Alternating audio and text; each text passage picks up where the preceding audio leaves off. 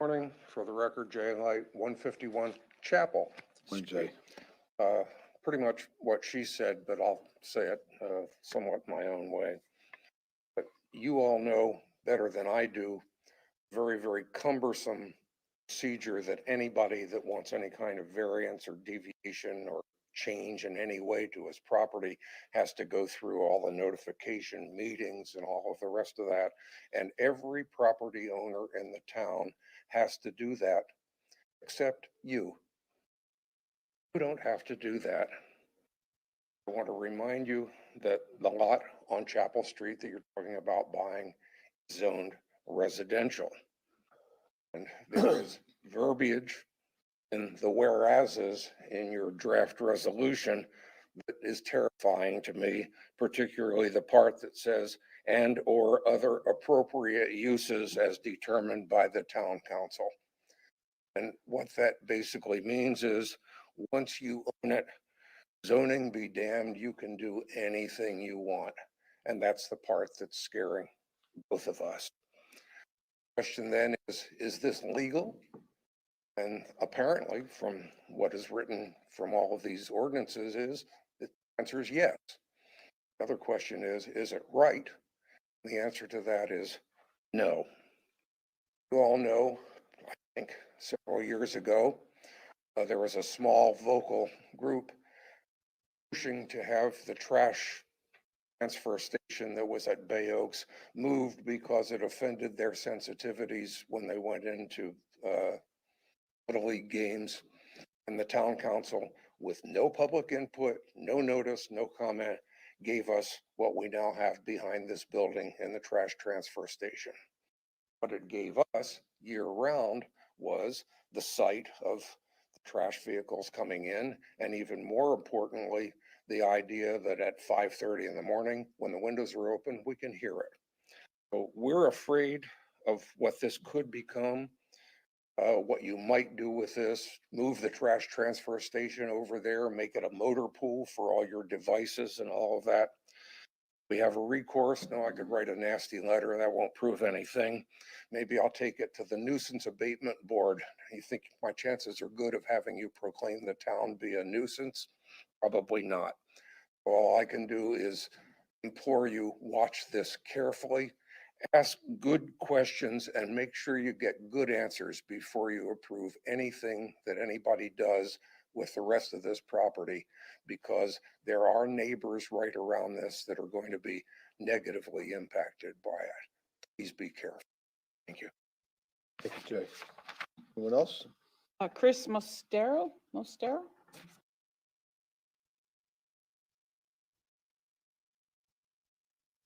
Good morning, Council and Town Manager Roger. My name is Chris Mostero, 923 3rd Street.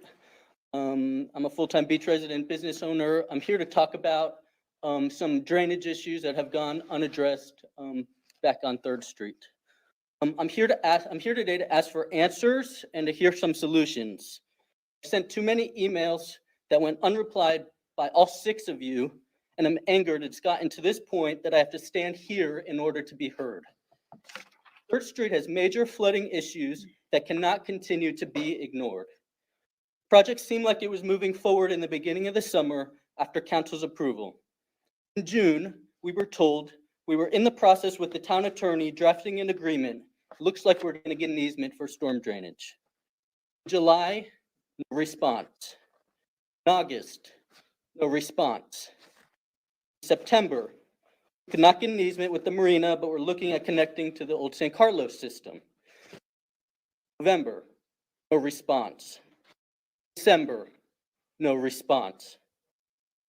This past January, I finally got a response from Bill and Dan after sending a couple emails, nothing yet from town staff. A week later, I finally got an email from Roger who said, according to staff, our drainage systems are based on gravity, so we need an easement to the bay. None of the property owners in the area are willing to provide one. We continue to pursue necessary easement, but we need the cooperation from the neighborhood. January 16th, after this latest major rain event, no response. Still haven't heard the town's solution to the flooding on our street. All I've heard is you're continuing to pursue an easement that you can't get. trying to bring water uphill. Water, gravity brings water to Old San Carlos. It's not an answer. Flooding is worse now than it was a year ago, before all the improvements on our streets started. People walking down the street are walking through ankle-deep, dirty water, or the alternative is walking through our yards 5 feet from our doors, front doors, and windows to find a dry path. There's a 2-inch gap now at the edge of my driveway for the street being raised up, which blocks drainage. For me, this means I'm going to get another 2 inches of water in my bedroom when the rainy season hits. Few inches of incorrect road grading really affects storm drainage on an island that is just a few feet above sea level. All other streets in our area got completely dug out, properly graded, and repaved. Our street, they slapped on top an existing patched up uneven road. They rushed it to try and finish between the busy season and Christmas and New Year's. All I'm asking is if you cannot get an easement to install drains, grade the street properly, move the water as according to your utility director to where there's a more than sufficient storm drainage system on Old San Carlos. Previous drainage on our street must be restored or improved, not worsened as it currently is, before this project is considered completed. Thank you. Thank you very much. You want to address that during your items later on? Yes, I will. Okay, thank you. Madam Clerk. That's all I have signed up. Okay, thank you. Okay, the next item is local achievements and recognitions. Councilman Allers, we'll start with you on the end there. Nothing this week, Mayor. Yes, Mayor. I'd like to thank everybody who came out to the tree event on Friday. Chad did a fabulous job. It was well organized, went very well. Thank Bill for showing up as well. We gave out more trees than we expected to. Everyone seemed delighted with the program. I'm hoping that this success ensures that we will continue this project in the future. Nothing this morning, Mr. Mayor. Councilman Veach. Ditto the trees, and also like to give just a shout out to the Marine Resources Task Force, because after the tree event, had a meeting down in the bird nesting area in the south about ways to control the vegetation down there that's causing a problem with the birds, and almost the entire committee put up. They're a very active committee, very involved, and it was a massive turnout there for the tree event and for the for this FWC. It wasn't a meeting, it was just a gathering. It was recorded. Okay, it was recorded. Okay, I don't have anything. Move on to the next item, the advisory committees. Bay Oaks Recreation Campus Advisory Board is Bruce. Bruce Butcher, Over there, Bruce. Here, Bruce, in the center. the In center. the center. Have changed. Should have paid attention anyhow. Kidding. What'd you say? Okay. Okay, I'm Bruce Butcher, and I'm representing BORCAB here today. We'll start off with some old news, but this is the report from BOCAB, so you've heard this before, but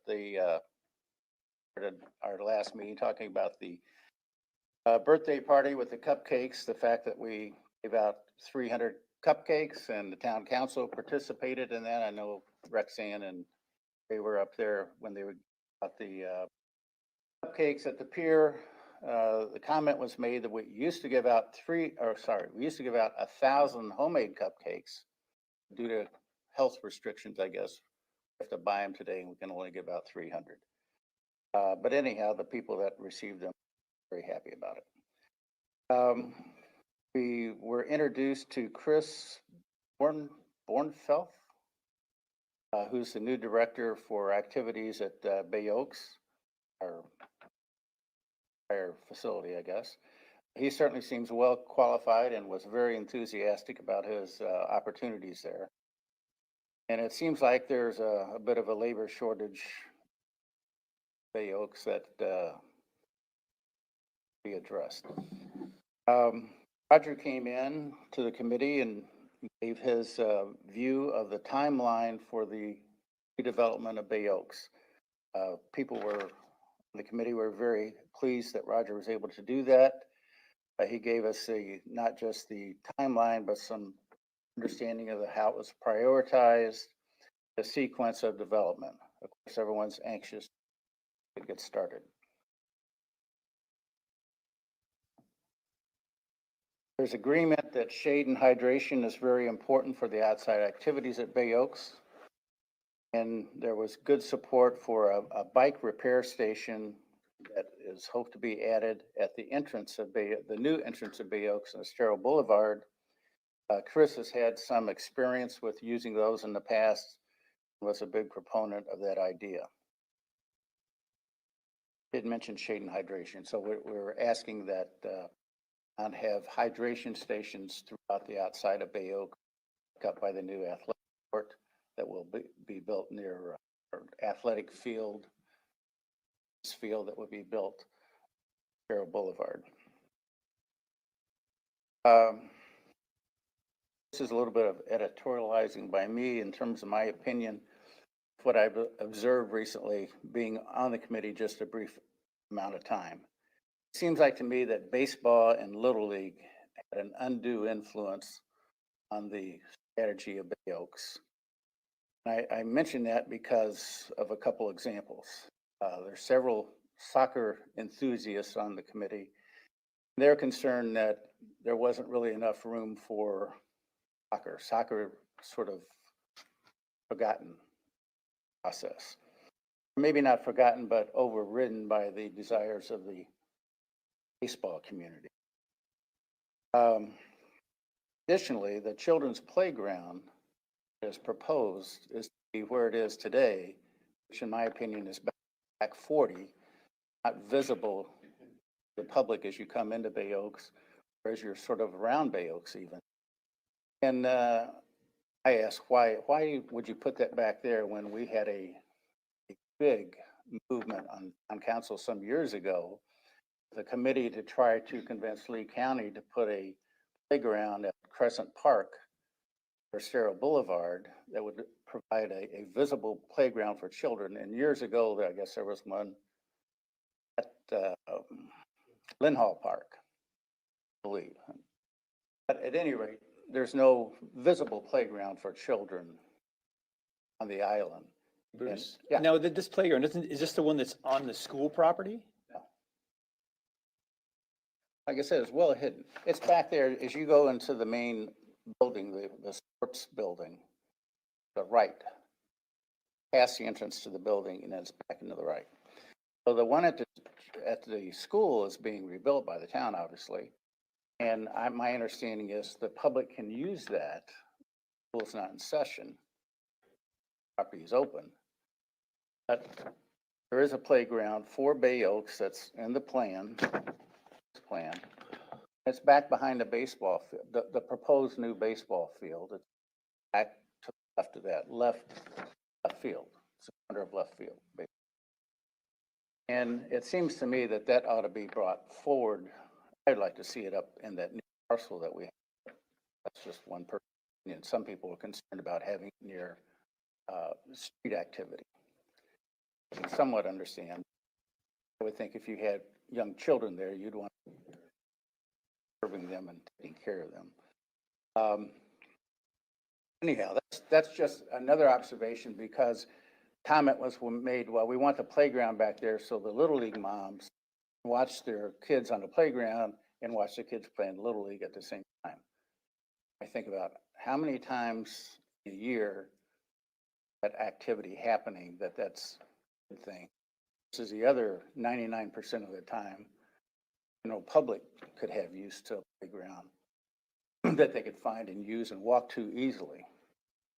So that's just my opinion.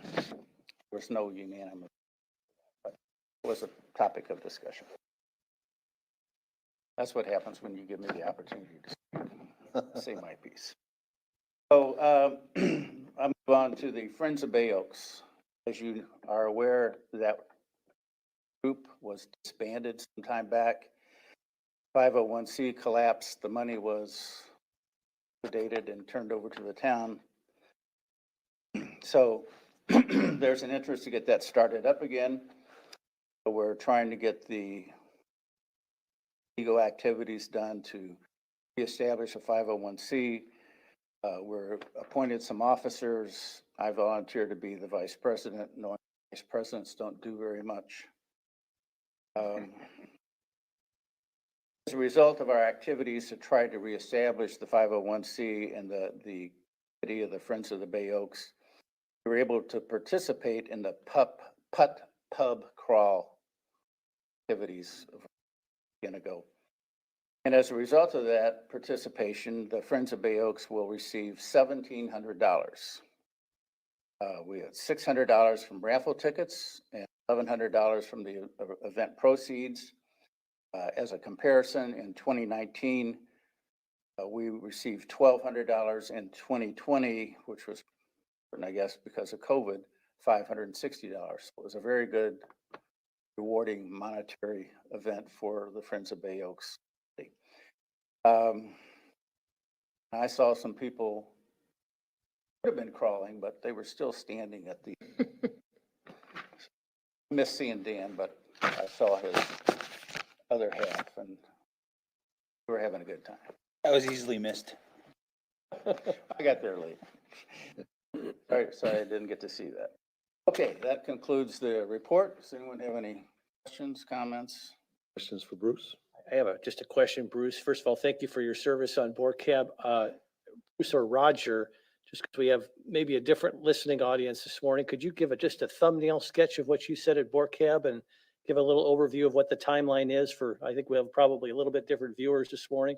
I think people would be really interested in just a thumbnail Yeah, sketch. I don't necessarily have all my little notes in front of me right this second, Just kind but of let me wing see it if I in a can general recollect. sense. Yep.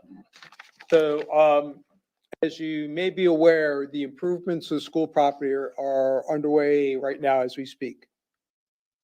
We're timing those out to work around the school schedule and get those done. So, for example, when they were on Christmas break, we did some work and so on and so forth. But those are well underway. Our plans are at 90%. We received them last week, and we're starting the 90% review process of the plans.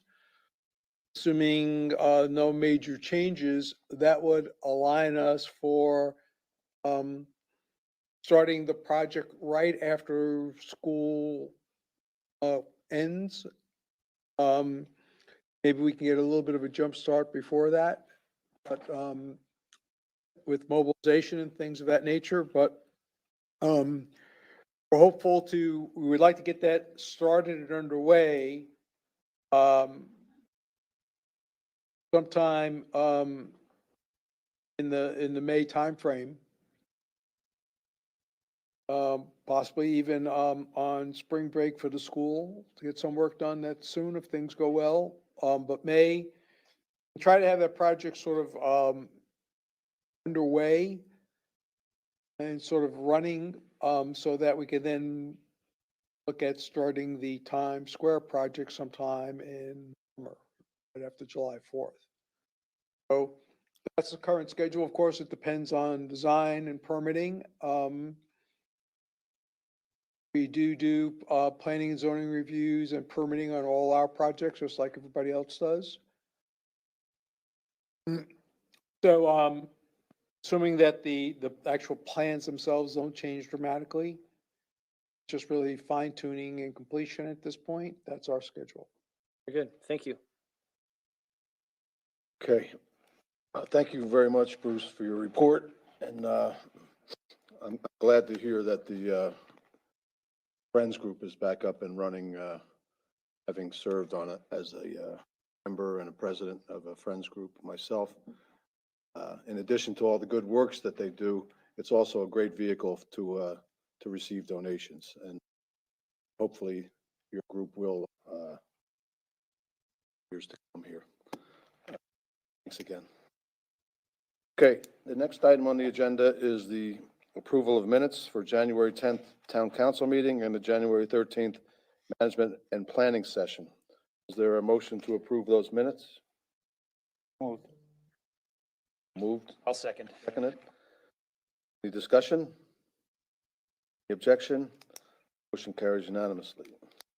Next item is the consent agenda. There's one item on there, which is the miscellaneous supplies final renewal. This is to authorize the town manager to exercise the last renewal in the professional services agreement for ongoing uniform mats and miscellaneous janitorial supplies with UniFirst for 1 year as allowed in the original contract.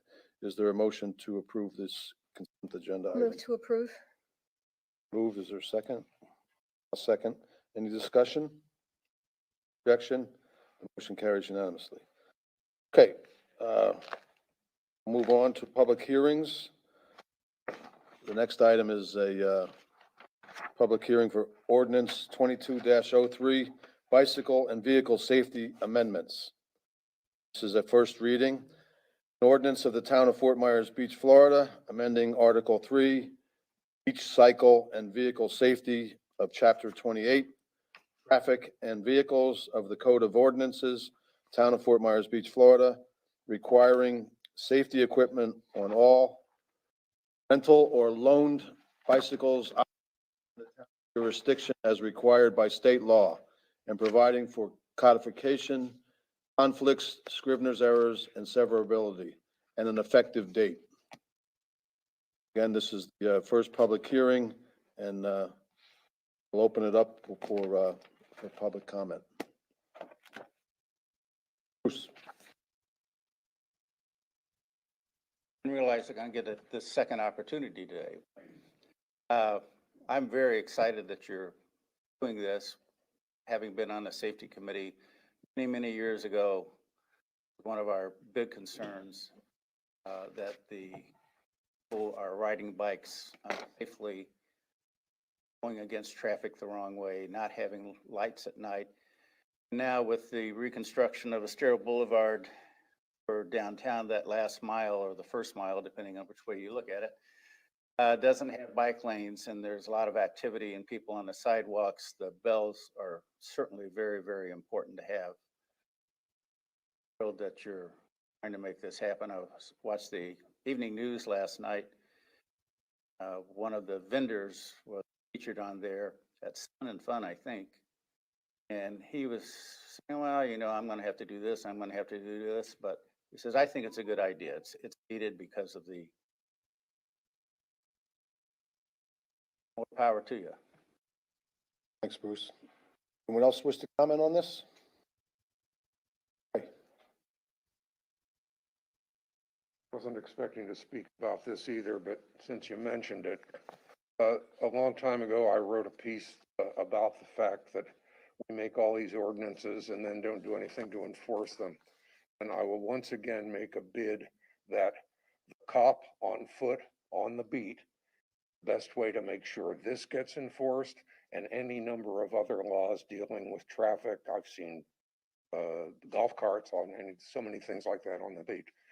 If during business hours, during daylight hours, one or two of the sheriffs would go out of their cars and just patrol, make a single loop, be downtown up to say Diamond Head, turn around and go back, show the people that they're there, stop the people that are speeding on electrical bikes. You don't even have to have an electric bike to be speeding.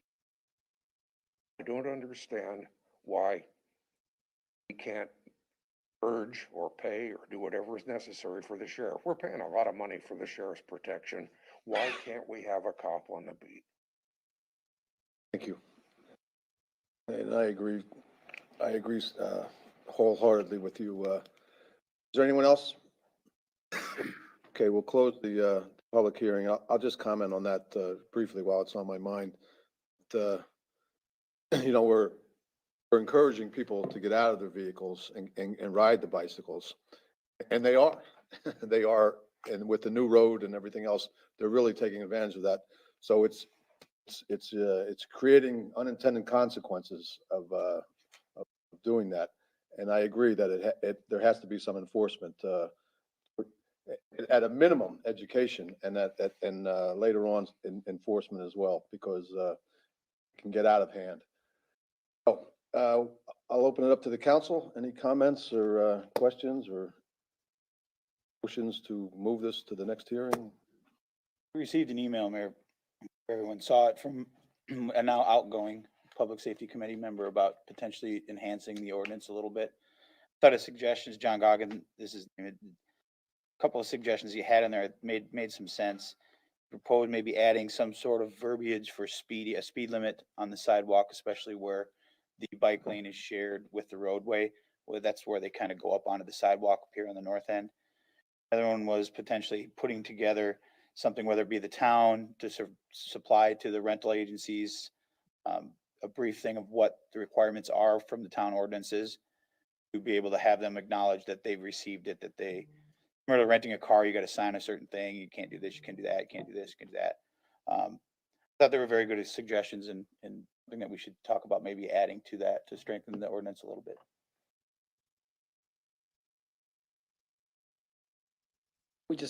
Councilman, they're good ideas. I think, I would certainly imagine that everyone who's renting a bike is probably signing something, especially limiting liability in case they do hurt on the bike. I wouldn't be surprised if those kind of things are already in their agreement. And I'd be lying if I told you I rented an electric bike or any kind of bike in quite some time, so I don't remember if there's anything, especially with the electric bikes that are out there now, if there's anything that they're signing saying that they can't ride them on the beach or that they can't ride them on the sidewalk. So I don't know if it exists. I don't think it does, but if it doesn't, perhaps it's something the town staff could put together to distribute to them.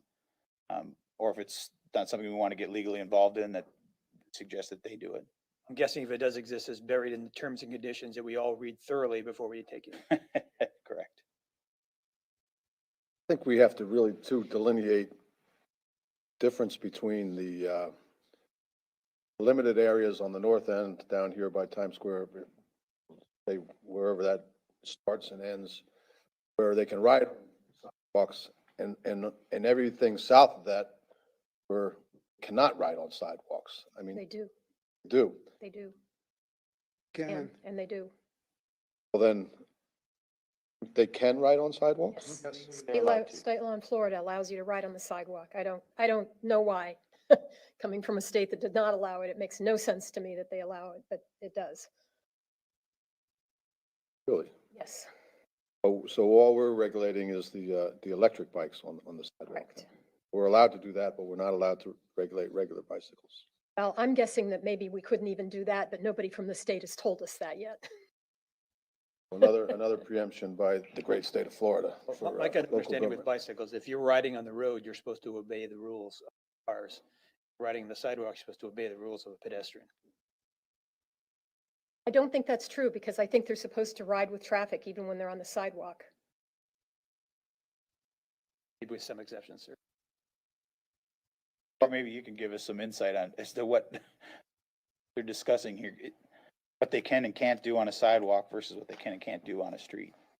But once the bicycle's on the road, it's considered, the bicycle must follow the rules of the road.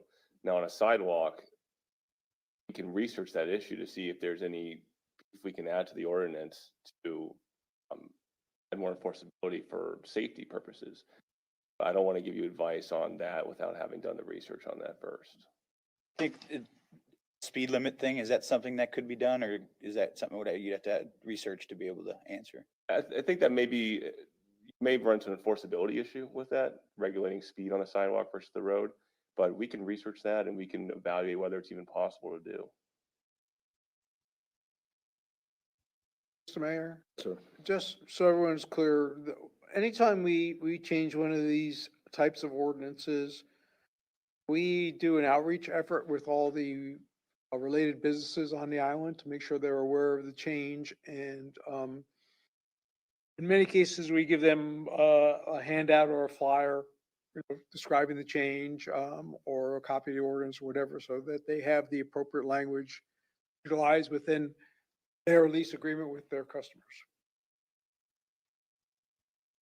And I don't want to make it sound like we're singling out the businesses, because, we're not. There's all sorts of other people that ride their bicycles up on the sidewalks as well, but that's the preponderance of them, the rental bikes. Okay, anybody else?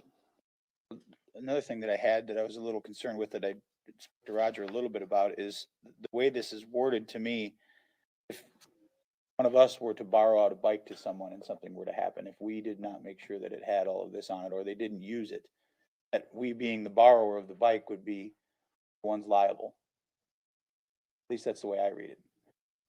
If we have the lights on it, but they choose not to use them, they're still liable. So again, the enforcement thing, how do you differentiate between if something were to happen, who's liable and who's not? And are we opening it up to a potential homeowner just borrowing someone their bike could be liable in a lawsuit for borrowing someone a bike? I guarantee you, if something happens, everybody's gonna get sued. Is that right, Counselor? Mr. Allers, I'll represent to you that according to this ordinance, the responsibility of the business operators to equip the bicycle with the safety equipment. Now, once it's equipped, it's up to the user to use the equipment.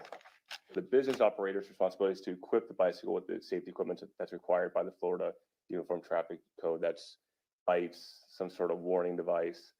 Once the business operator equips the bike with that, then the user who decides to use the bicycle after sundown is responsible for ensuring that the light is on, or ensuring that the user uses the warning devices that the business operator put on the bike. So it's a two-way responsibility, but the responsibility is different. One responsibility is the business operator has to equip the bike. The second responsibility is the user has to use the safety devices. I guess my question was basically about the last line of packet page 39 under section 28-85, where it says rental contract language shall not redirect or assign responsibilities for compliance. Is what you're saying covering that essentially it's two separate things? My understanding, this is what I understand from what the vendors have been doing, is saying we are not responsible for equipping these bicycles with the safety equipment because we direct in our contracts, we direct the patrons not to use the bicycle after sundown. The problem is once they rent these bicycles to the patrons, they essentially give control to the patrons whether or not to use them after sundown. And if they use them after sundown, the bikes don't have the safety equipment. The purpose of this ordinance is to ensure that the business operators do equip the bikes with the safety equipment in the event the user does use the bicycle after sundown. See Dan's concern though, and I think your problem is that you use the word compliance and then you don't say compliance with what? Compliance with this ordinance, compliance with the ordinance that requires the lights. So I think it's kind of vague. I think Yeah, exactly. It's tough to do. we may need to So Understand. if make that that's, more clear. well, we can say compliance with 28-81, which lists things. That's all I'm saying. I just think we need to add something to after the word compliance there, compliance We with can what? say reference back to the section. That one off, Councilman? Oh, Yeah, that's it. Anyone else?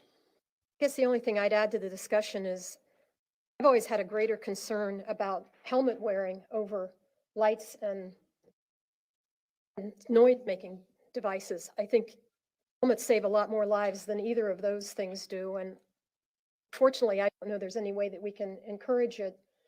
I just want to say it out there. I wish there was something more we could do to encourage people to wear helmets, bikes. It's crazy that they don't. Point taken. Else? Okay, should we continue this on to second hearing? Motion to do that? I'll make a motion to continue ordinance 22-03 on to the second reading. Do we have to say the date? February 7th. February 7th, 9 a.m., 2022. Is there a second? I'll second. Moved and seconded. Any further discussion? Any objection? Motion carries unanimously. Okay, now we'll move on to the administrative agenda. The first item is 64th Annual Shrimp Festival. This is for us to approve the 64th Annual Shrimp Festival. Roger, you want to start us off with this? And then we'll hear from the gentleman. Well, after a break due to COVID-19 issues, the Lions Club is coming back for a special event permit to conduct the 64th Annual Shrimp Festival here in town, and the requirements are in the permit application, but I'm sure members of the Lions Club will be happy to come forward and fill you in on their plans. Morning, gentlemen. Good morning. Identify yourselves, please, and let us know what, Sure, Andrew Yell, live on 315. morning. President this year. Bernard McGarvey, I live up in Waterside, the treasurer of the club this year. Morning, good morning. Comments or anything you'd like to add to the discussion here, or? Oh, we're just glad to be back. Years now since we actually, and while we called it the 64th, we decided we'd still have a 62nd and 63rd, even though they never happened. Continuity. Get that right, Mac. And basically, we've had such a hiatus. There's nothing different about what we're planning for this shrimp festival than would have been planned for 2019, 2020. Probably the only slight difference is this year, what we've done is actually allotted some spaces, some of the local community groups. So for example, the Marine Resource Task Fund is going to have a space. Lee County Sheriff's Office is going to have a space. Community Foundation is going to have a space. A few spaces like that we've, because this really is a community event, and it's obviously a fundraiser for the Lions Club, but money goes back to the community. It's forward to getting this going again. We're certainly glad that you're back on track here, and hopefully this is sort of return to normalcy for all of us. There's nothing more normal for Fort Myers Beach than the Shrimp Festival, so we're very happy about that, and happy that as always, that the Lions are involved in it. Thank you very much for that. Any questions, members? I just have a question. While you're at the microphone, I hate to see you waste this marketing opportunity. Do you want to give the date and explain a little bit how the weekend, all the activities that go on, just for folks who might be watching? Yeah, so the weekend kicks off really on the Friday, which is March 11th. Because what happens is Lynn Hall Park is where we have all the vendors coming in.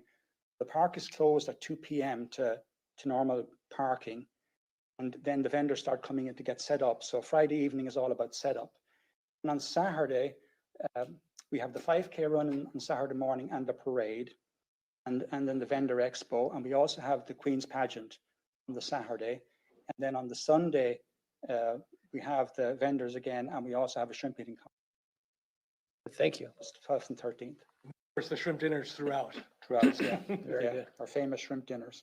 And describe the shrimp dinner for those who have never had the pleasure. Those who are not allergic to shellfish. So basically, one of our club members, Darby, she works for a shrimp company, and basically she gets the Gulf shrimp. We sell them in half-pound dinners during the festival as again part of the fundraising. Very good. Thank you. Popular. Other questions? Gentlemen, first, congratulations on being able to get back to where you can at least try to have the event. So that's exciting. A lot of people are really excited. They love this event. It's probably the busiest day on the island or weekend on the island. But there's one part that you left out that some people out there might be interested in, and knowing what's the deadline for entering into the parade. So it is on the website. So the Fort Myers Beach Shrimp.com, the official times are there, but there's still plenty of time. I think up until 2 weeks prior. But of course, let us know. But I know all entries for things like the Queen's pageant, the eating contest, and parade are all done through our website, Fort Myers, www.fortmyersbeachshrimpfestival.com. And therefore participate, and under that you'll see the difference. We're inviting the council members as always. Yes, of course, yeah. Okay, thank you very much. Any other questions for the gents? Move to approve the special events permit for the 64th Annual Shrimp Festival. Second. Question? Objection? Hearing none. Good luck, gents. We look forward to it. I And really appreciate it. Thank you. welcome Yes. back. Thank you. All right. Okay. The next item is STA number 13, construction of a mooring field expansion. This is to approve supplemental task authorization number 13, Coastal Engineering Consultants, Inc., in the not-to-exceed amount of $29,450, professional engineering services for the mooring field expansion construction, which includes construction plans and specifications, bidding assistance, construction, management services, coordination, and authorizing the town manager to execute the supplemental task authorization and expend budgeted funds. Is there a motion to approve this task authorization? Move to approve. Moved. Is there a second? Second. Moved and seconded. Discussion. Objection to the motion? Hearing none, the motion carries unanimously. I Next, just jump in real quick? Sure. Just wanted to say that I learned at the last AAC meeting that we were at 100% occupancy already. If my memory serves me correctly, that often did not happen until March. So we are having more and more people using the mooring field, and just wanted to get that news out there. good. The mooring field business this morning. Next item is execute CVA grant for pump out boat procurement. This is to approve Resolution 22-02, authorizing the town manager to execute the Clean Vessel Act grant agreement, the purchase of a new pump out boat from Pump Out USA in an amount not to exceed $159,100, utilizing the trade-in value of the existing boat as grant match and authorizing the town manager to execute contract documents. Is there a motion to approve this resolution? I'll move to approve the motion. Moved, I'll second. moved, seconded. Discussion? The objection? The motion carries unanimously.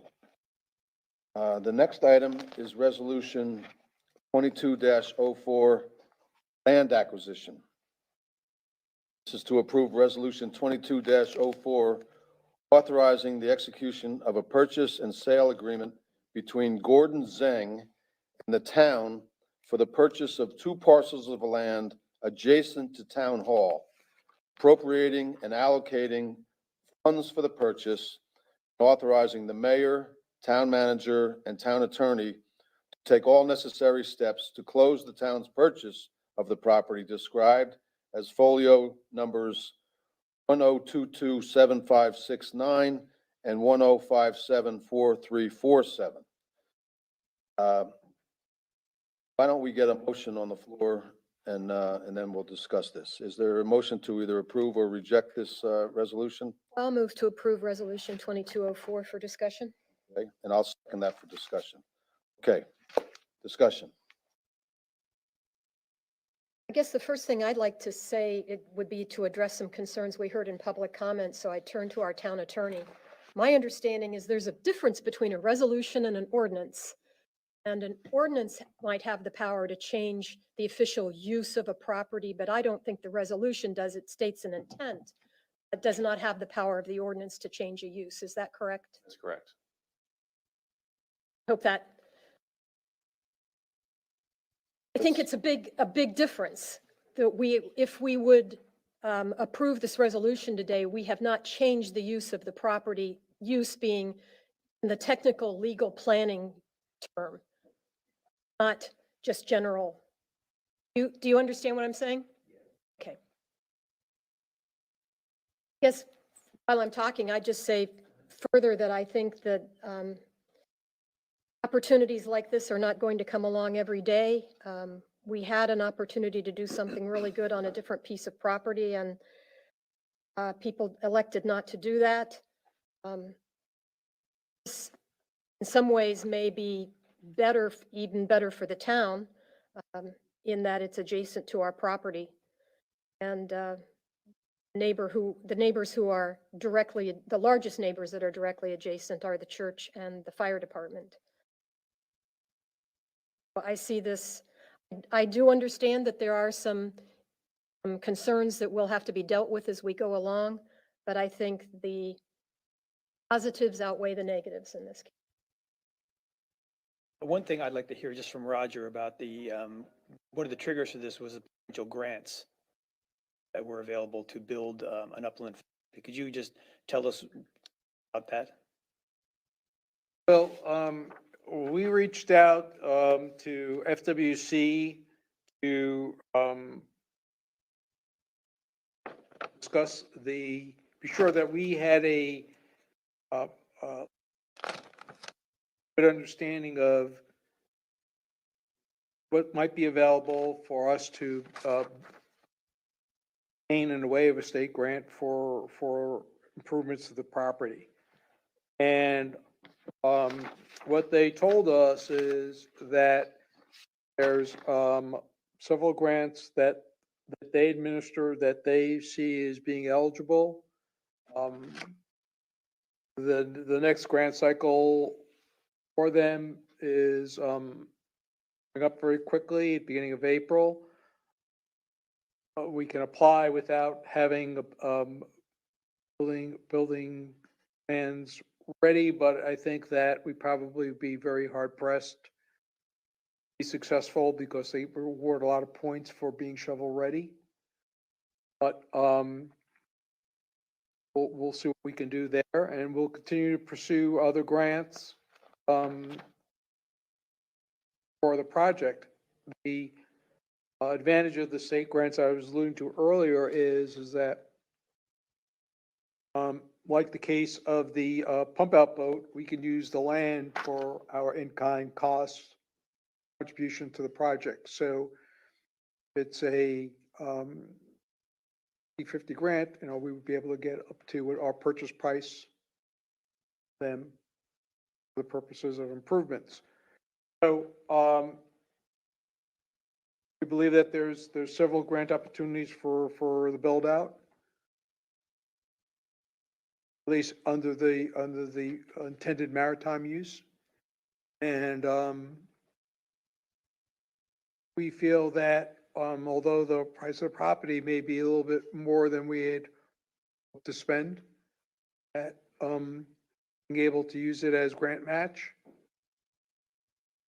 basically gives us sort of a 2-for-1 return for our dollars. I'll just say, even though I know that, ideally, the Acreage Committee would like a place downtown that does all this, I think that there's a synergy with being near Town Hall. Number one is being able to use our existing staffing for a lot of the check-in and services like that. And the proximity to Bay Oaks provides additional incentives for people to use, different benefits to using the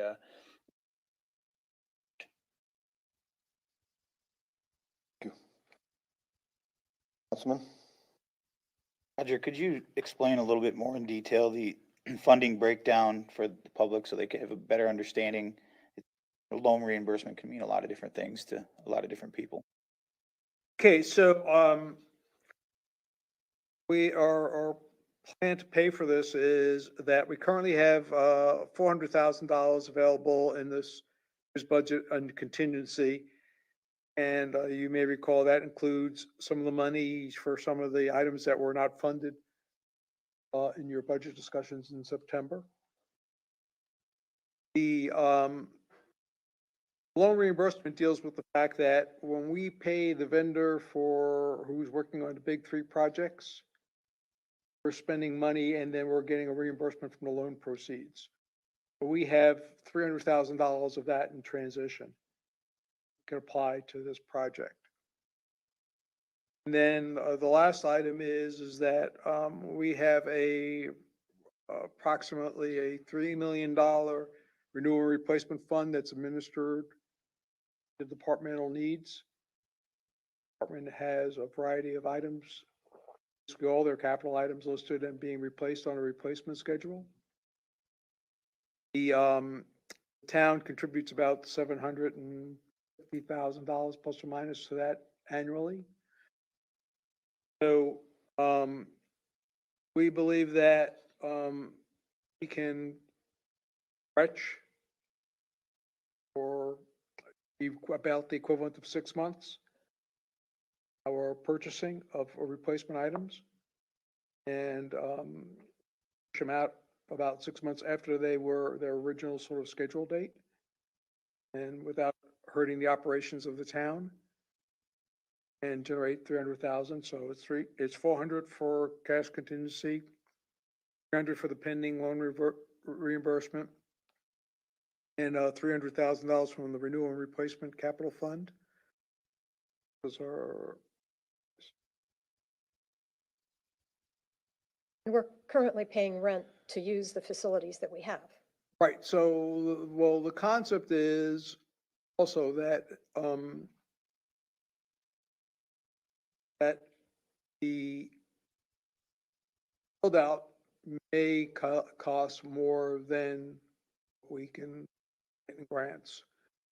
And that differential will in essence become, I'm not going to become an official mortgage, but like a mortgage where proceeds of the mooring field operation that is currently going towards rent would go to be repaying that over time.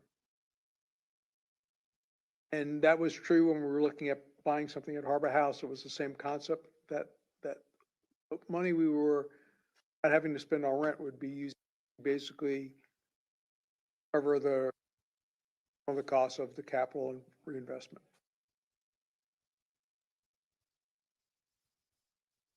This does pretty much mean that, spend our money for the budget year for any kind of discretionary items that were not included in the budget. Right, so basically, you know, that means our flexibility in terms of any initiatives for the balance of this fiscal year pretty much be approved, you know, unless anything changes, but sort of that, we really will have lost our flexibility to fund any new initiatives this year. Fund. Well, if we do purchase this property and later on decide to develop it in the manner that's being discussed here this morning, town itself would go through similar processes that any other development would go through right now, correct? Well, Public there's notices two and- processes. One is I think most of the people on the council know, and for the public's benefit, we have planning and zoning. So zoning is pretty straightforward. It gets converted from residential land to government land to public land. Planning is, we have setbacks, we have all the requirements that, you know, pretty much anybody else would have. We could have a public hearing, one or more, let the council discussion on it as necessary. To discuss the site planning and the actual and feel whatever improvements we put on the property. So as you experience yourselves, whether it was Bayside Park or Bay Oaks or Times Square for that matter, you usually have plan reviews at the 30, 60, 90% level. Those are usually done at a committee as well as at town council. We also public input at all those meetings to improve the project in terms of making it as functional as we can with least neighborhood intrusion as we can. And I don't see that would change dramatically for this project. It's our standard procedure. That would be a concern of mine, as has been expressed here this morning, that the neighbors would have, the neighborhoods, surrounding neighbors have another crack at voicing their opinion about any possible development that would be going on, and possibly offering their suggestions about if this train starts rolling down the tracks, how they would like to perceive some development down there. I think they're entitled to that. At the proper hearings, they should be allowed input. Right. You know, I think that, no, I think the primary example really is when we were talking about doing something at Bayside Park. The neighbors reacted. They gave the council and the committee input, and as a result of that, that project not only, you know, didn't get changed, it got basically shelved. So I think my experience with this council and all the prior councils, they've been very sensitive to neighborhood issues. And I wouldn't see that being any different in this case. Now, that being said, you know, at some point, you reach the point where you can't do any more. And council will find that line and, or that line, and we'll stay on our side of that line. There are other real-world conditions to consider here as well, as far as the real estate market here on Fort Myers Beach, available property that the town can lay its hands on here. But opportunities don't present themselves too often. This is certainly a, Well, every property has potential drawbacks. We've always tried to be good citizens in terms of our projects, and I'm sure we'll continue to do that. I suspect this neighborhood would be greater impact by 4 o'clock fire alarms, or if they go with bells and sirens, than they will by our project. But all that being said, there was public input about the garbage situation that was alluded to, just didn't work out the way some of the members of the public had hoped. Roger, just have a broader fiscal question. Does the mooring field operation cash flow? And what I mean by that is we currently pay rent down there on the north end of the island, have the pump out boat. We have some staff that's assigned to that. Then we get revenue from folks who utilize the mooring field. Is it a break-even proposition right now? Well, it Roughly. is when our occupancy is up. So when, to the extent that, we can maintain a high level of occupancy, and that of course is influenced by a variety of factors. But one of the factors that we believe from the staff perspective that it's highly influenced by is the amenities that we offer. We think that our interim move that we just recently did upgraded our amenities. And if and when this position happens and the building gets built, we will upgrade the amenities that much further. All that leads to greater occupancy. Great occupancy means it puts you at a point where the program is paying for itself. It's not a money generator per se for us. It's just our goal is to basically break even and cover our capital reinvestment where we can. So if you were saying as a sort of a private investor, would I recommend that you invest in this? And the answer is no, because I don't think you can get a 3-for-1 return on your money. But I think as a government who provides public service, an island community, boating community, this is a very important amenity. And I think that we should be looking to maintain our attractiveness against other municipal marinas in the vicinity. And I think this is part of doing that. So what you're saying is at the appropriate occupancy level, it is a break-even proposition for the town? Yes. Thank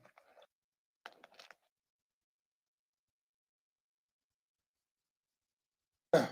I'll just add one more comment here before we get underway, that this price of $1 million was not the asking price. The asking price was significantly higher than this. And I just happened to be in town hall by a stroke of luck the day and the hour when this negotiation was taking place. Our negotiating team was, Elsie O'Reilly was on the phone under the watchful eye of the town manager, Roger Hernstadt.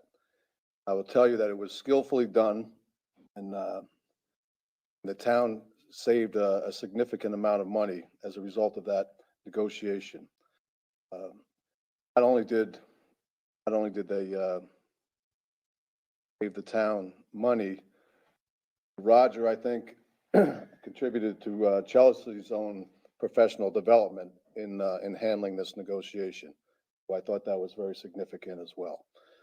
So, unless there are any more comments, there's a motion on the table to approve this acquisition. It's been seconded. It's been discussed. All in favor of the acquisition signify by saying aye. Aye. Opposed? Motion carries unanimously. Roger, Mr. Mayor, if I may, Sure. you went into, just wanted Roger to reiterate just a little bit, reiterate, whatever word you want to use, but that the money being used for this would not hamper the town's ability to react in any way to any kind of storm issues or, being prepared for storms or anything like that.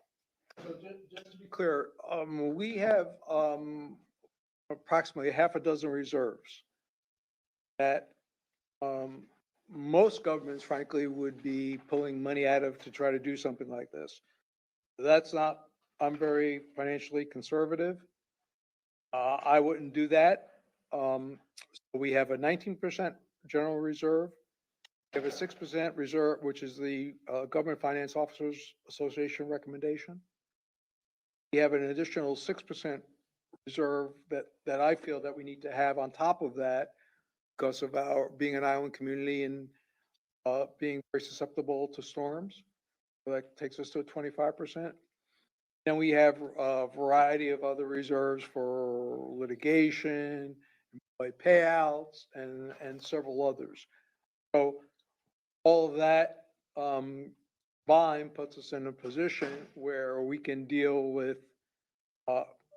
hurricane responses. Now, if we get a strong Category 5 here, it wouldn't really matter from that standpoint. We're going to need a whole lot of help.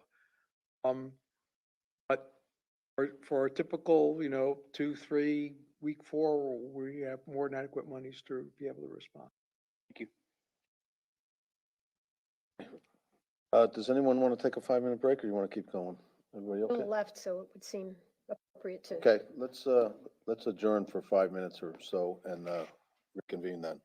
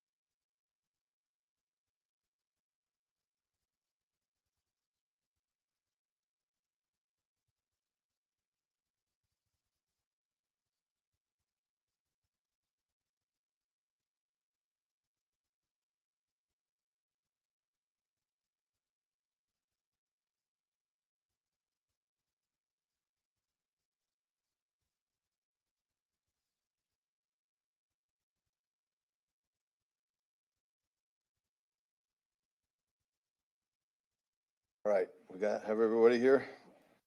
Okay, we'll call the meeting back to order at 10:13, and we'll move on to the next item, which is Resolution 2022-03, American Rescue Plan Act Funds Priorities/Uses. This is approval of resolution establishing the town's prioritization of American Rescue Plan Act funds for any loss of general fund revenues due to the impacts of COVID-19, water and stormwater exclusively at Bay Oaks Recreational Campus, Times Square and Bayside Park, and townwide water projects. Is there a motion to approve the resolution? I'd move to, Hang on 1 second. Did we not say Times Square? Okay, I just want to be sure we said, I'm sorry. Okay, I'd move to approve resolution 22-03. second. I will second for the purposes of discussion. Okay, it's been moved and seconded. We'll let you start the discussion then. I just want to, I think the last whereas is most germane to the conversation today. I just wanted to read it just for the public's sake and just to get a clarification from our town manager. That's what page you're on, sir? I'm sorry, it's page 133 of 147. Last whereas. It says the town council deems it the best interest of the town to prioritize use of ARPA funds for any loss of general revenue funds due to the effects of COVID-19, water and stormwater exclusively at Bay Oaks Recreational Campus, Times Square and Bayside Park, and townwide water projects. I think this is excellent. I just want to make sure it's clear that the last phrase, townwide water projects, includes drinking water townwide projects, but not stormwater projects. Is that your understanding, Mr. Town Manager? It is, and we could put the word portable in there if that makes anyone feel better. I just wanted to make sure we had that for the record. I appreciate your efforts on this, and I support the resolution. I would make one potential edit is that with this land acquisition we just approved, is that a project we should also include with the Bay Oaks, Times Square and Bayside Park? Enough potential stormwater or that project to I really don't know at this point. I'm going to generally say that, if and when we have to do water and stormwater improvements, obviously could look at the funding from the utilities there to do that. If that becomes an issue as we move forward, we'll bring it back to the council and you can amend this resolution. or another thing is to not necessarily change the intent, is instead of saying exclusively at and then list the properties, just say town-owned properties. That's up to you all. We were just trying to be specific so that people understood what we were doing and how we were doing it. But if you want to massage language, that's fine with us. Councilman Adderholt, would that cause you heartburn? It's not so much causing me heartburn, but there's a significant constituency on this island who is not part of our stormwater system. And they have their own unique stormwater system. And the way the language is currently stated gives them great comfort. I just would want to be really careful. I appreciate what you're trying to accomplish, and I don't necessarily disagree with it. And I don't know that that particular constituency would disagree. I just want to be really careful because the language right now is very tight, and I think it's very effective the way it currently reads. But I'm certainly open for a conversation. I think that, all this money goes into different buckets. It comes from different buckets. And the idea there is that if there's a benefit to stormwater in an area doesn't have their own stormwater system, they feel like they're being left out. But if there is a stormwater infrastructure activity going on in any town-owned project, then that affects all taxpayers. That includes the people that have their own stormwater district. I think that it answers a financial question. I'm just kind of thinking that I understand this is very tight, but I also think that some flexibility without changing the intent would make it simpler going forward. I'm not tied to it either way, but I'm just saying that All we have to do is bring another resolution, Bill, so I would just pass this as it is personally. Agree.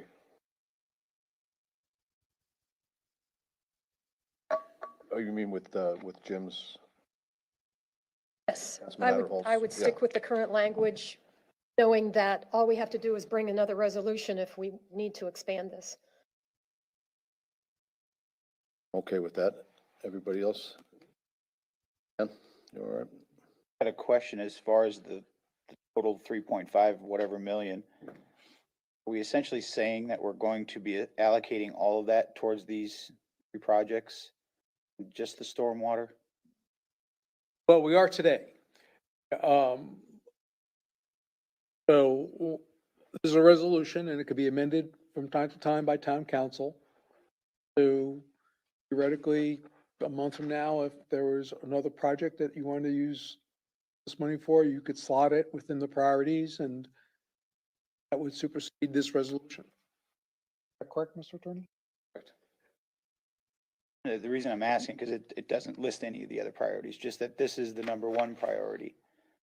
Well, I think what we listed is, high priorities, revenue loss replacement, the big three projects, and then, water. And, those projects could easily utilize the entire amount of money that's available. But again, that's where the prioritization comes in. You have another priority that you want to put in the mix. The third priority, it would bump the other priorities down. I just want to be very careful that I understand that these are very, we spoke about this before when we were talking about, prioritizing and what we should use it for, what we shouldn't use it for. And I understand this is very necessary improvements and it's something that's very easy to do based on the rules that were given to us by the federal government. I just want to be careful that we're not just taking an easy way out and putting money into something that we know is very safe when there's other opportunities we could use some of that money for that would greatly benefit the entire island as well. I agree with Councilman Adderholt, we got to be cautious of, the kids in the future and I get all that, but I just don't want to just take an easy way because it's an easy way. I just want to keep our minds open. Doesn't mean I'm not going to support this. I just want to hopefully keep our minds open as to some other priorities that could get in there to use some of these well-needed funds for. I mean, there's nothing, if you want to add something after water, you could talk to your colleagues about that. But, again, the reason we kind of put this on the MP was to see what we believe the sort of general consensus of the council was. And that's what we wound up putting in a resolution. But, feel free to make suggestions now at a future date. We could slot it within the priorities if there's support for that. Well, one of the big ones for me, as I said before, which is clearly outlined in the CARES Act requirements, was the broadband capability. As you probably remember back when Hurricane Sandy hit, they used those broadband capabilities to use the internet from Florida to communicate with the first responders up in New York and New Jersey. Being a place that we have a high frequency of storms and potential to be devastated by storms, I think it'd be an important investment for the town, especially if we have some funds like this available, to upgrade our system that we don't currently have. Able to communicate from one side of the island to the other should the need arise if an unfortunate event came around. But it's just something to keep in mind. That's a big one for me, but not opposed to using it for a much needed project like this as well. Well, there'll be more bites at the apple down the road here, I'm sure.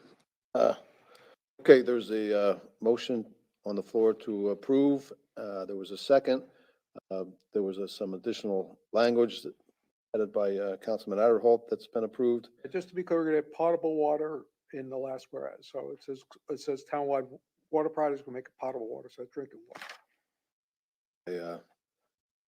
So that's okay with the motion maker and the seconder, I presume. Any further discussion? Any objection to the motion? Motion carries unanimously. The next item is F, Control Solutions Variable Frequency Drives, Moss Marina Station Pumps, including installation and training. This is to authorize the town manager to approve the purchase of potable water pump control systems VFD, variable frequency drives for the pumps located at Moss Marina Pump Station. Is there a motion to authorize the town manager to approve this purchase? I'll move to approve this purchase. Second. It's been moved and seconded. Any discussion? Oh, is this technology an upgrade to what we have? No, well, it's a newer pump, but, the pumps that, we have are, reaching their end of their service life. And, these are things that we really can't allow to sort of break and then get them fixed, because if they do, it disrupts our water service and our water pressure, and it creates boil water notices, et cetera. So we have the, challenging task of figuring out just when it looks like it's gonna go, and then try to get ahead of it and get it replaced. Anything else? Any objection to the motion? Motion carries unanimously. Next item is vehicle purchase of a 2022 Ford Transit. This is to authorize the town manager to approve the Utilities Department purchase of a 2022 Ford Transit from Step One Automotive Group Ford Crestview as per state contract 25-0000-21-STC for $29,512. Is there a motion to approve this, to authorize the town manager to approve this purchase? Moved. Second. Moved and seconded. Discussion. Surprised you were actually able to find one. Well, frankly, it was a little bit of a challenge. Was this price including the trade-in for the vehicle? I don't think that, I think this is not a trade-in situation. I don't believe this is purchase off the state contract. The vehicle will be surplus and sold through that mechanism, and then we'll, whatever proceeds through that mechanism. So it'll be on your next surplus property disposal list. Okay. Any other discussion? Any objection? Motion carries unanimously. Okay, the next item is final public comment. Is there anyone that wishes to speak? Council? None, we'll move on. Town managers' items. Mr. Mayor, I wanted to mention to you that we've been doing some research on charging stations for electrical vehicles. We've found two scenarios. One is where we buy the equipment and we sell the electricity and with without the parking space cost. Other is FP&L, where they put the station in 100% at their cost at our location, and they sell electricity. So we have received an agreement from them to put create 4 spots. Where we have talked to them, and they of course want to do it in highest, most terms of traffic location. So I think you all know we have a couple of spots on Center Street, which is behind Wynn's. You come down Old St. Carlos and you make a left into that parking lot, excuse me, a right into that parking lot. And the first spot that you would see is our handicap spot, but then the next spots next to that, next 4 spots next to that, we put charging stations there. Therefore, someone could charge their vehicle and run in and grab something to eat or drink and then come out and their vehicle would be charged. So it's something that we think makes sense there. And we'll be we could bring that to you to review, but it's not a typical thing from the standpoint of there's no money involved. But if you want to see the agreement, we already sent it to John Herron and he's reviewed it. But if you want to see it, we can put it on the next agenda. Or next MMP, whatever you're most comfortable We with. let them use our property, but we get nothing for it. Well, we provide the amenity to the public. And we get, so if you, while you're charging, you pay for the parking and the charging, so you get the money from the parking spot. we don't get any money from the charging. If we were going to put in the charging based on other proposals we received, it would cost us $50,000. So that's the option. We could buy our own chargers and put them in. It would cost us $50,000, and over time, we would make that money back through selling the electricity. How long does it take to charge a typical? So this would be a rapid charger. I don't have the exact number, but I want to say you get like a 70% charge or something like that within like a half an hour or 45 minutes. We're getting $5 a car for the park. You're getting, yeah, so it's just really, More. many now, other locations we could go for our own charges would be, Newton and for Town Hall. But if it's gonna be a detailed discussion, we should probably just move this to MP or some meeting on the agenda. I have a bunch of questions. And for the sake of time, we'll. I'd say let's put it on an M&P. Okay, we can do that. We'll put it on the next MP. So then the next item I have is just to address the citizen comments. We are working on the drainage situation on Third. It's been presented to us. We, staff, are not engineers. We follow a plan developed by a Florida licensed engineer. That's what we did on Third Street. We're aware of the issue. We're aware of the limitations, being the lack of easements or a direct outfall.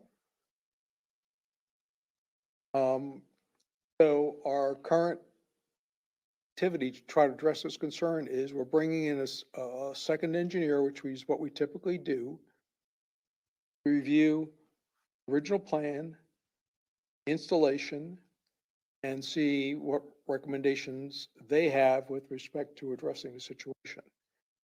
This doesn't happen overnight, ongoing activity, and I think Christie's here and she can explain some of those details.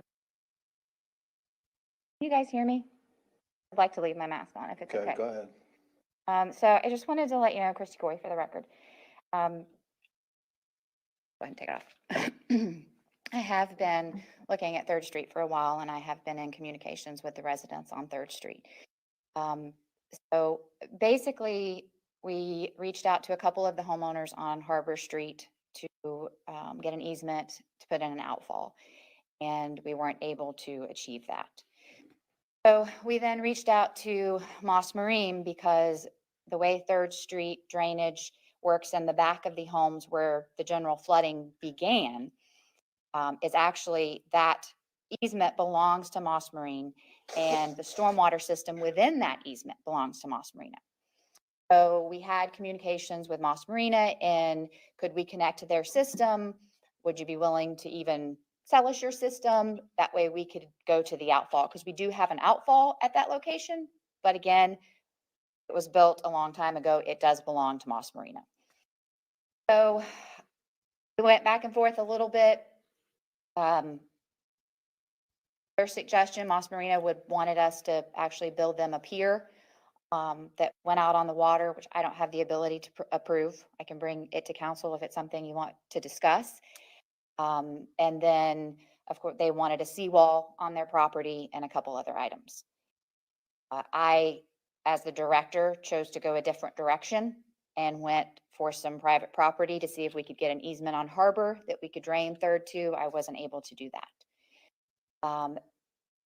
Working with the team, we then considered draining to OSC because we do have a stormwater system on OSC. Unfortunately, they're between gas and water and electric, and there were just, we weren't able to connect Third to OSC with the drainage system.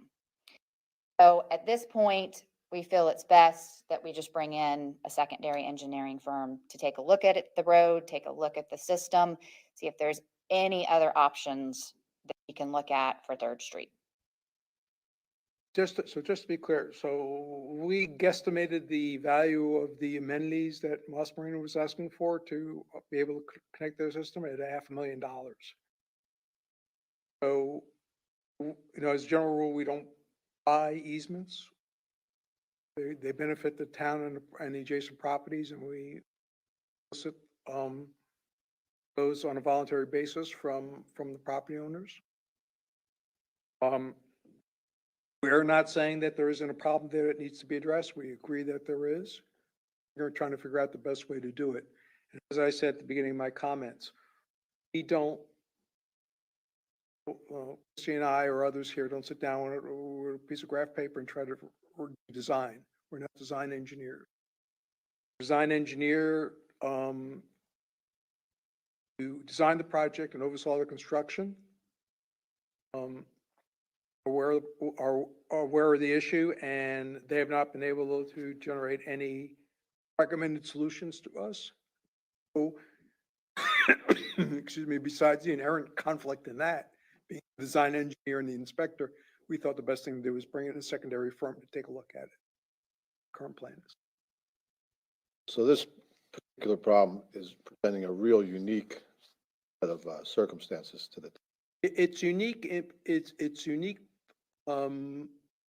by virtue of the fact that there's too many conflicts at Old San Carlos, and frankly, no one in the neighborhood is stepping forward to give us an easement, which we have not encountered anywhere else. So the answer, the suggestion of the property owner to just mill the street down, that may be the final answer, except that to my knowledge, we always follow the recommendation of a professional licensed engineer. And if the secondary engineer that we're bringing in to review the situation out there recommends that, of course, then we'll go forward and do that, or whatever other solution that they recommend. We're not going to proceed without that recommendation. We have an idea of what the objections are of the property owners, I mean, other than they don't want an easement going through the property. Are there any, is there any room there where we can work with those property owners? Well, my understanding from one group of property owners is they're not the ones with the problem. Typically what happens is you have a street that has a problem, and one of the property owners will volunteer to give you the easement to facilitate solving their own problem. In this case, it's an adjacent street that we would have to go through, and don't have a problem, so they're not motivated or to solve it. But what's the objection? Is the objection that their street's going to be torn up and there's going to be construction, or what's the objection? I think there's the objection generally for an easement is that property owners understand that they can't build anything on it or plant anything on it. So, because, if you have a small lot, it does limit your flexibility a little. If I might throw in a prior experience here. We did not used to own this building. We asked many times to buy this building, and the property owners were not interested in selling us this building. A couple of council members at the time agreed with me that we should mention the idea of eminent domain. We did not even proceed with eminent domain. It just was mentioned in the discussions, and suddenly the negotiations became much more friendly. I would say that that's something that we might want to consider. I'm not a big proponent of eminent domain, but this is definitely a project for the public good, for the needs of many over the needs of a few. So I would certainly, if with my fellow council members agreed, would think that we should throw those words into the negotiation process. What would be the target of the eminent domain? Well, I think the town manager would have to determine which property would work best and cause the least disturbance. And then whichever property, I'm not going to name which property owner it is because I don't want to be involved in that. That needs to be done by people that know the process, but they need to pick out where would this work the best for everyone concerned. And then that property owner might be informed of the idea that the town could proceed with eminent domain to obtain the easement. Not saying we do it, I'm just saying we at least introduce that concept. they may not be familiar with the fact that the town's being pretty darn nice. Personally, I think before we go down that road, I'd like to know where the engineer firm stands as far as responsibility. They designed a road that's or a drainage system that's worse now than it was before. But where does that fall back on their shoulders? Why are we spending money to hire someone else to fix their problem? Well,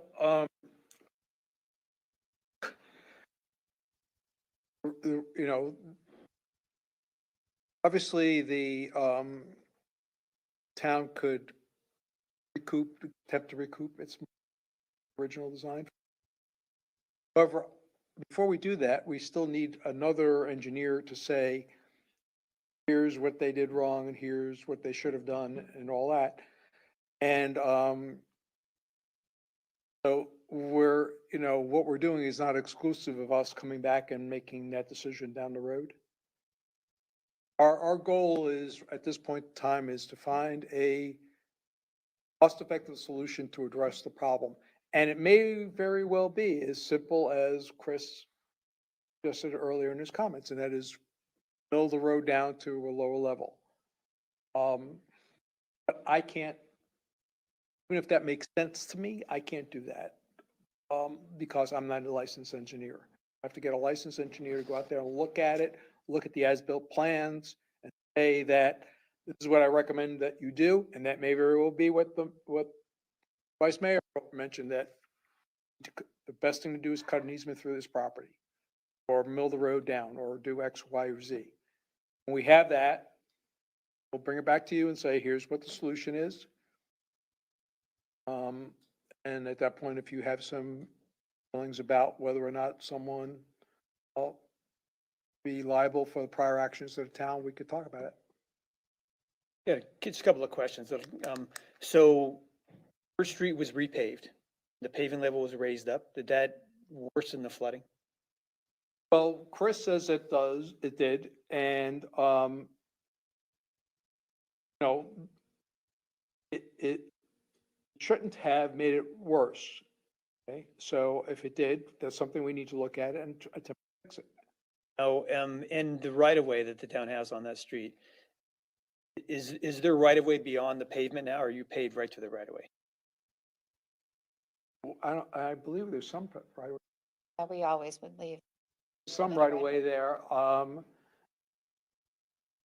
Enough for a certain, Right to the middle.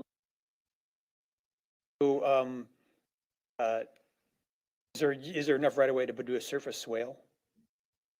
Not, I Oh, don't even that's, wanna- yeah, again, we're gonna have the engineer come back and say, Question. this is what we should do to alleviate the problem. And, if it falls into the, universe of, something small that we would normally do anyway, it's no big deal and we'll take care of it. If it's something big, then we'll let you all know what it is and, we'll take care of it. The main thing is that we're gonna take care of it. And I understand the, urgency due to the rainy season and the fact that we had a bad rainstorm the other day. And we're not saying, it's not a problem, this is all your imagination, whatever, we're not saying that at all.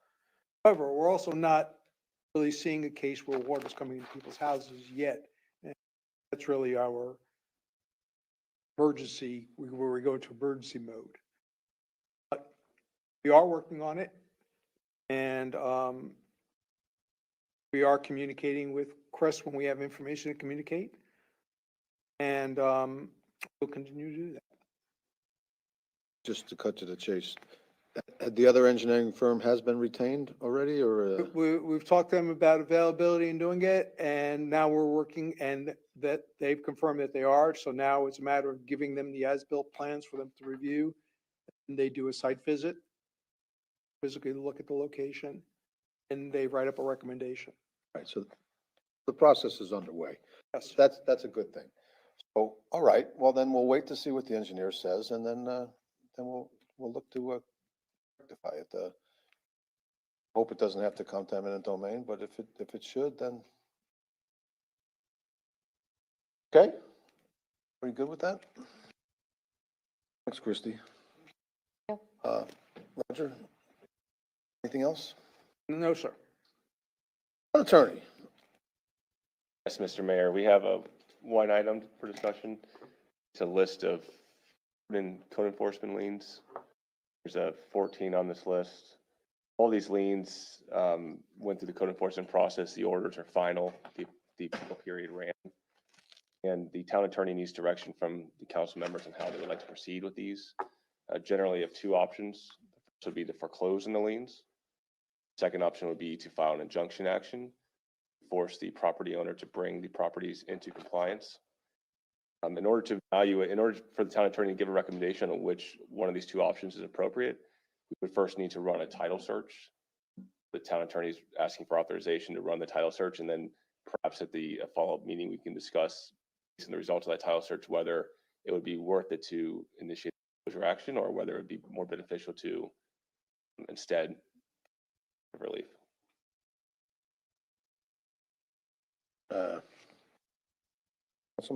council members? So the next step is to go through and do your search and find out what's your mortgage encumbrance that's on this, right? Exactly. Right. So if there's a mortgage, if there's other liens that are superior, they will be superior to our lien. So foreclosure may not be a wasted effort, and injunctive relief may be more appropriate depending on first of all, the nature of the code enforcement violation. Health and safety issue, the town may want to consider an injunction action instead, versus something that's like a parking violation or something, a use violation that does have to do with health and safety. Instead want to proceed with a foreclosure action. But before we evaluate those options, we need a title search like to determine what encumbrances exist. Now, just for clarification, I've had some discussions with John about this. Well, let's say there's a mortgage, money on a property, and the town initiates a foreclosure process. What is a typical, the lien holder, the mortgage company, they usually foreclose on that? Would they call in a loan? What would happen to the fines if they foreclose on the property and they're superior? So we file the foreclosure action. You have to name all the other lien holders, which if it includes a bank, you'd include the mortgage holder. If it's other lien holders that have superior liens, we'd include them as well. And ultimately, if you were successful in the foreclosure action, the property would be auctioned for sale. And then from the proceeds of the sale, the superior lien holders would be paid first, the mortgage holder, the other lien holders. And then if there's enough money left over, then the town would get paid the remainder. Now, the purpose of the title search is to determine whether there would be any money left over. If the property's worth $100,000, for instance, and the mortgage is $150,000, and your lien is that remaining money, there's prospects of the town getting paid from a foreclosure action are slim to none. But if it's not encumbered at all, if there's no mortgage, if the property owner owns it outright, higher prospect of the town recuperating those funds. That's the purpose of the title search. Now, if somebody were to be in this situation, regardless of what the financial mix is, what is the motivation for them to come into compliance? If you go for injunctive relief, the court would issue an order compelling them to bring the property into compliance. If they fail to do so, they'd be in violation of court order, and the court could sanction them how the court sees fit. Now, it's a good question because injunctions will normally require fines. Generally, you cannot force someone physically to bring something into compliance. Generally, the incentive is a fine. So either way, you're probably asking the property owner to pay money. But there are certain situations where an injunction can be more appropriate than a foreclosure action, depending on the encumbrances. Was there any mechanism in the foreclosure at all to enforce compliance, except if it goes to a new owner? Exactly. The way you would enforce compliance is you foreclose on property, a new property owner comes in. The code enforcement issue has not been remedied. That code would then begin again against the property owner, and you start the fine accrual process. And you would hope that property owner would not want to deal with that problem, given that they just bought the property at a foreclosure auction, that they would have the incentive to bring the property into compliance in order to make some money off of it, or in order to take free title to it. There's no totally risk-free mechanism of ensuring compliance. These are just the avenues that are available.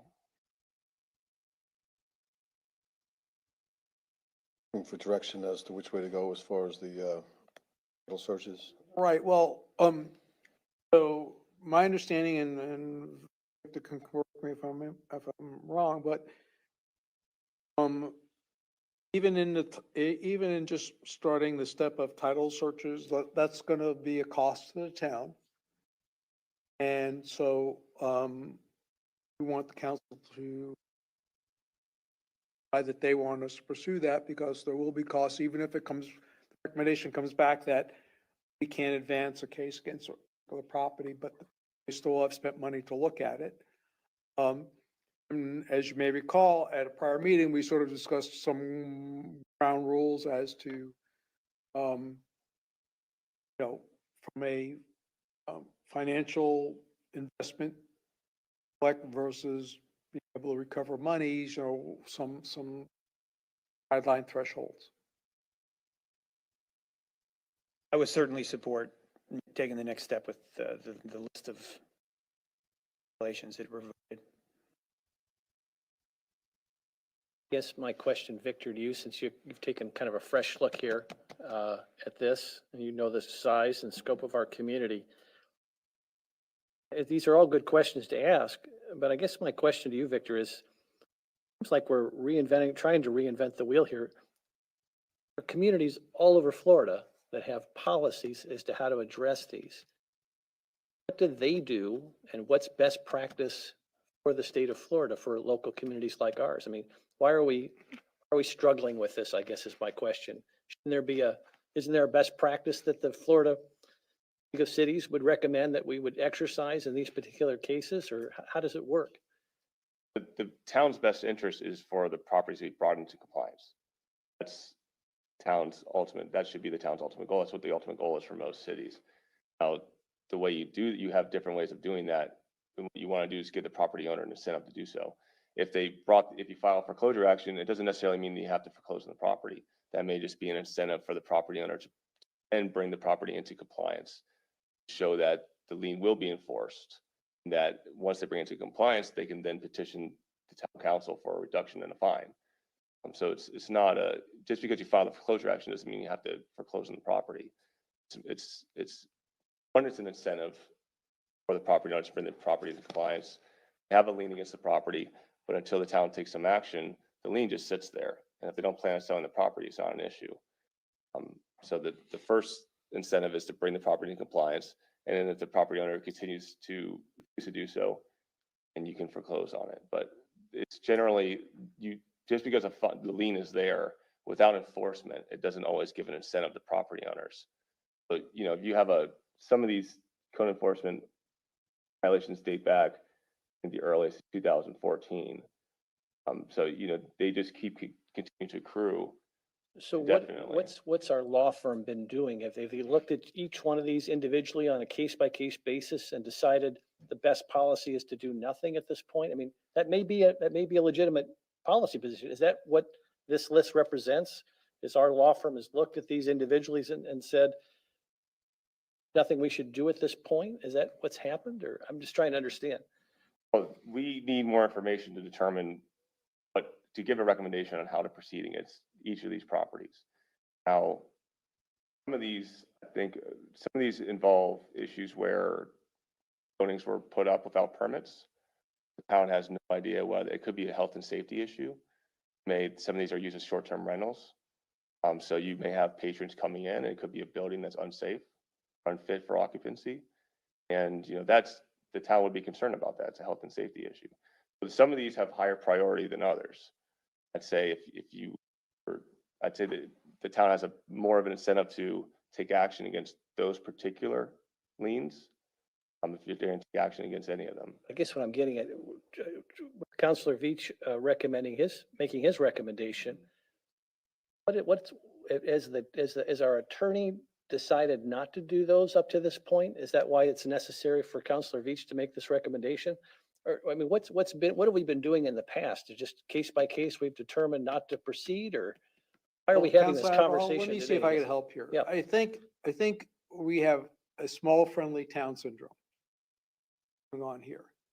That is that we really hope that because we're a small friendly town that, when someone errs, they then want to try to, fix their mistake or correct their error. And being a small friendly town, we try to do that. And of all the code cases that we have, really when you think about it, we have a handful, relatively speaking, where that has happened. So now we're sort of at the crossroads. Do we continue the past practice of, the 80-20 rule, 80% of the people do the right thing and we work things out and we get it solved and we move on? And we, hope that the other 20 find God? Or do we finally get to the point where we say, hey, we're going to help the other 20% find God? And I think that's where we are. And I love the small friendly town approach, Roger, but I guess under that premise, which is a good premise, have all these folks been dealing in good faith with the town to try to get compliant? Is that what we're saying? Well, I would say the answer to that is no.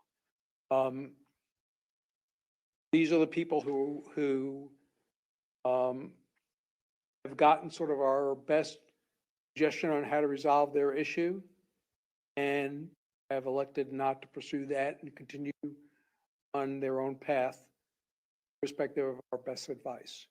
If I could jump in, I have a slightly different answer for you than Roger does. One thing I think you've got to consider when you compare us to other towns is that other towns may have been around for 100 years. The town of Fort Myers Beach came into existence 26 years ago.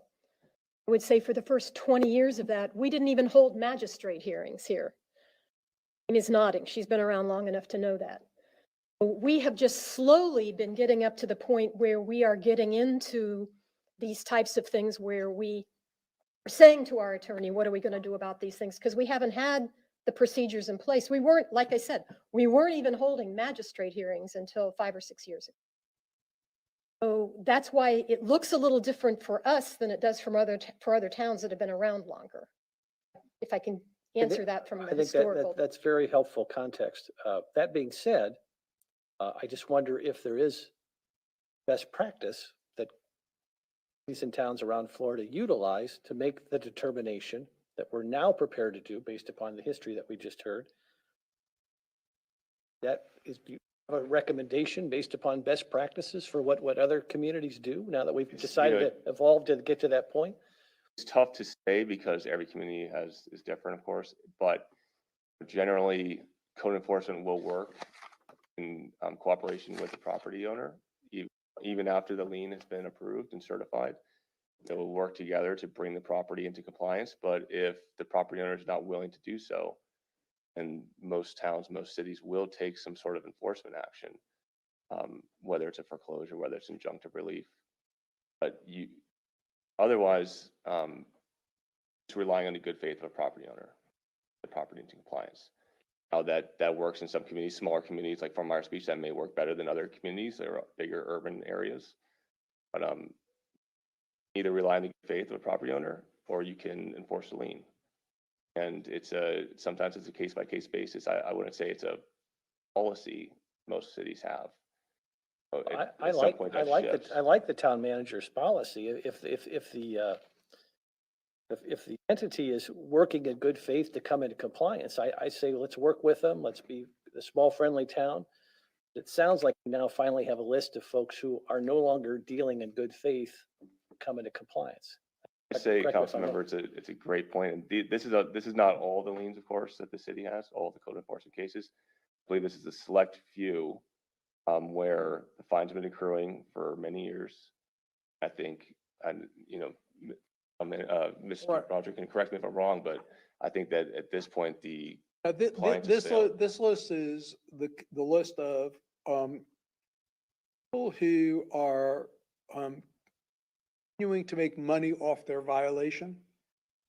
Well, so their lack of compliance is more than, well, you have a violation on the books and you know it, and it's just sitting there dormant and collecting fines.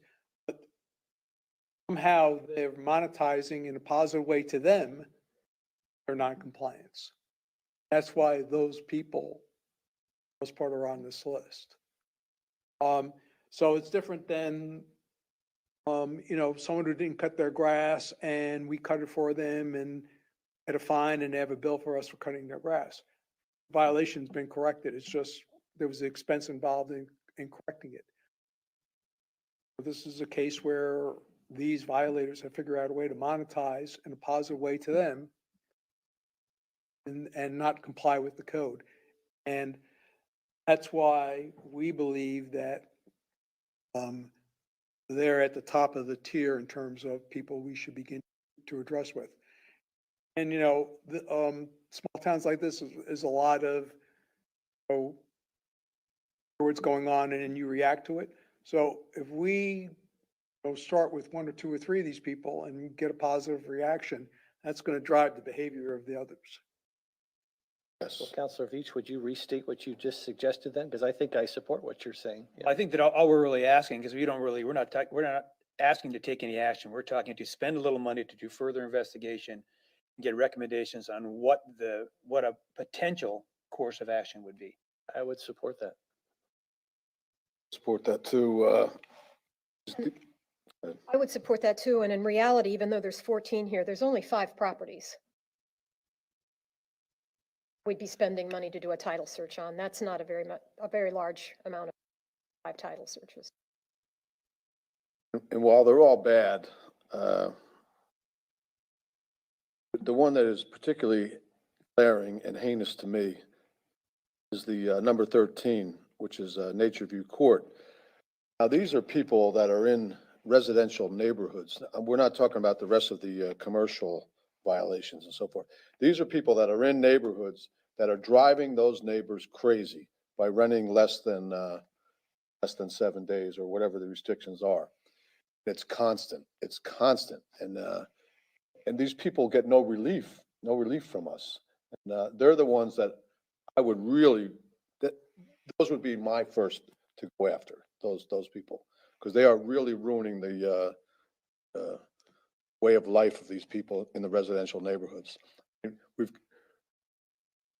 We're getting to the point now where the residents are becoming less and less and less with all the rentals that are coming on. The ones that are staying, be able to have some peace of mind and be able to enjoy their property without being annoyed by the vacationers that are coming over here for less than the amount of time that they're allowed to.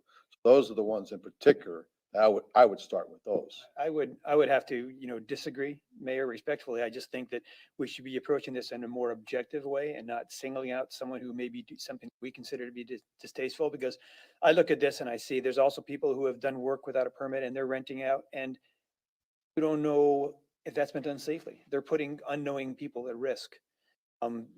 All of these have some reason why they should be enforced, and I just hesitate to try to add any kind of Prioritization. based on a feeling, or whether potentially you could know the person, or you have good or bad. I think it's just come down to like the way this list was compiled, that we treat everything equally, and there may be, from a financial standpoint, reasons why we do something with A and we don't do it with B. I think that we're talking about just coming up with a process, and I think Councilman Allen had a really good point, that there are hundreds of towns, municipalities in Florida, and the ones that have been around for 100 years, maybe they've evolved the process where they have a trigger that automatically brings this in front of their governing body to determine what to do. And it's probably worth just doing a little research and finding out what those practices are. So, Counselor, with respect to that, there's 2 things. One is that when people sell property that have mortgages, these cases get resolved as part of that property transfer, generally speaking. So we have 2 phenomenons here in Fort Myers Beach that are not, or have recently not been common until recently. One is cash transactions with someone.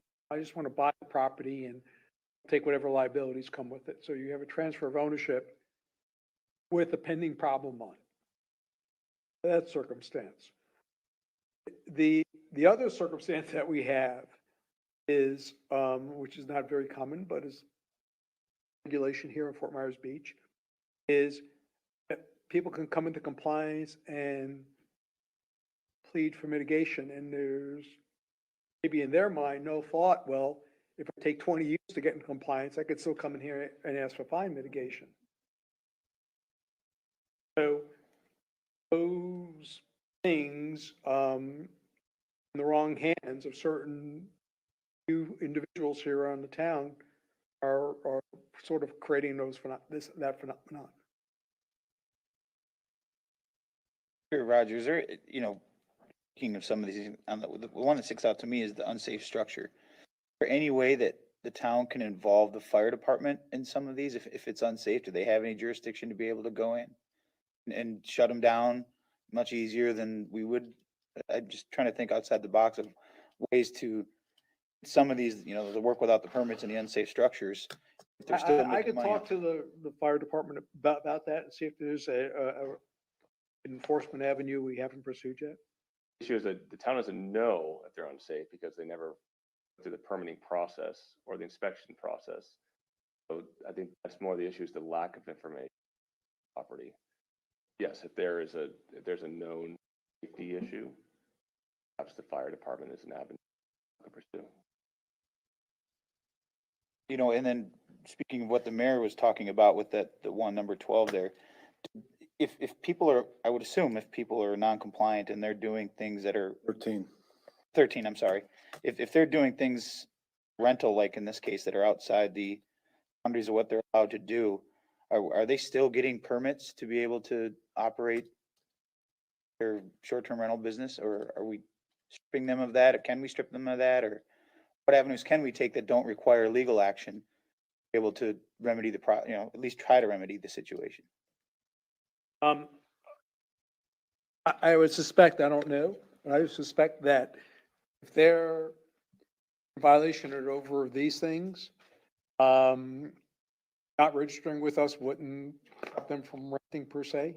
Just be another violation that would be accumulating money that wouldn't change their behavior. Say, but maybe it would, but I don't really believe so. I would think that some of these, and certainly some of the other ones, there are instances where they make more money violating than they lose from the fines. So it's actually, it's profitable for them to violate the rules. Right, that's what I alluded to earlier, that the motivation, it's not just a compliance issue, it's they have a financial incentive to pursue resolution. Bill, I just want to respond to what you said about my feeling about this. I respect your position about who to go after and when to go after them and so forth. But my opinion on this is not based on a feeling. It has nothing to do with my feelings. It has everything to do with repeated calls from that particular neighborhood and site visits on my behalf down into that neighborhood. So I have a history with that, and I know what they're going through. So there's no feeling involved here. This is data that's been presented to me. And that's just that one particular spot. I can guarantee you there's lots of other places all over the island that are similar to that. I get that. Just walking the dogs, people talk to me about what's going on in their neighborhood with the rentals and so forth. So there's lots of problems with that, and I'm not just pulling it out of the air and coming up with these things. But today, And I wouldn't, just to comment, Mayor, and I wouldn't disagree with what you're saying, although, it's similar, like we say, number 14, he's got other things that make him distasteful. If we single him out, then there's also potential legal ramifications, say that we are not objectively looking at this. And if it is a problem, if there is something like you said, with what's at number 13 that causes heartburn around the island, we have the ability, and my understanding is to go through and we can look at that from an enforcement standpoint, decide if we're going to put more money towards enforcement, if we need a different fine structure, if we need a different mechanism, but then the fine structure should match whatever the damage is. Then if it accrues enough, maybe it's either not financially prudent for people to do that, or it gets on this list, it gets dealt with in an objective manner. and that's all good, and those are things to look at, and I look forward to having that discussion some more. But as it is right now, it's what you say. The fines are so little and they're making more on the other end that they, hell with your fines. We don't care about your fines, So the question today is whether to instruct the attorney to move forward with title searches and give them that authorization. Are we all in agreement that that's the direction we want to go? Yes. Okay. Very good. You have your direction. Anything else, sir? Mayor. Council members' items and reports.